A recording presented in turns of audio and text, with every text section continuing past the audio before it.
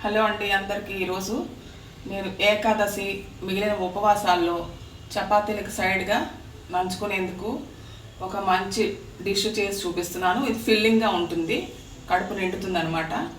దీనికి నేను అరకప్పు కందిపప్పుని కడిగి నానబెట్టుకున్నాను. నానబెట్టుకుని నీళ్లు తీసేసి ఫ్రెష్గా 2-3 సార్లు కడిగి అప్పుడు మళ్ళీ నీళ్లు పోసుకున్నాను. ఇంట్లో ఒక పావు స్పూను అంటే 2 చిటికెలు పసుపు వేసాను. ఒక పెద్ద సొరకాయలో సగం తీసుకుని గింజలు తీసేసి ముక్కలు కట్ చేసుకున్నాను. ఇది వేస్తున్నాను. దీంట్లో వెల్లుల్లి ఉల్లి ఏమి ఉండదు, ఉపవాసానికి సంబంధించింది కాబట్టి. మిక్సీ జార్లో పావు చిప్ప కొబ్బరిని సన్నగా కట్ చేసుకున్నాను. ఇది వేస్తున్నాను చిన్న జార్లో. 1/2 టీ స్పూన్ జీలకర్ర, 2 పచ్చిమిర్చి గ్రైండ్ చేసుకుని పేస్ట్ చేసుకుందాం. మనం రుబ్బుకున్నది పోసేసుకుందాము. ఒక్క చపాతీ 2 చపాతీలు తిన్నా కూడా ఇది ఒక కప్పు తింటే ఫిల్లింగ్గా ఉంటుంది ఉపవాసాలకి. ఉపవాసం అంటే కడుపు నిండా తినడం కాదు కదా, ఒక కొంచెం లైట్గా తిన్నా కూడా మనకి హాయిగా ఉండాలి.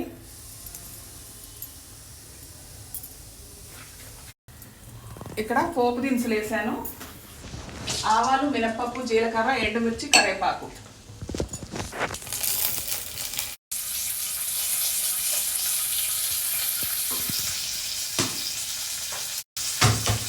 ఇంగు వేసాను. ఉప్పు మాత్రం దించాక వేసుకోండి. కుక్కర్ అంతా అయిపోయిన తర్వాత ముందర వేసుకుంటే పప్పు ఉడకదు, సొరకాయ ఉడకదు.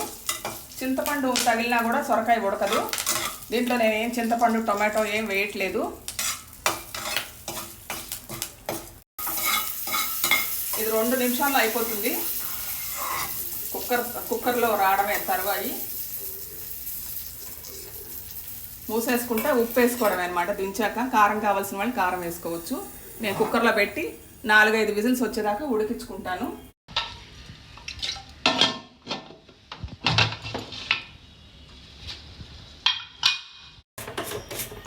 బాగా ఉడికిపోయింది. ఇప్పుడు నేను ఉప్పు వేసుకుంటున్నాను. ఒక 1/2 టీ స్పూన్ వేసుకున్నాను. మీకు రుచికి సరిపడా వేసుకోండి.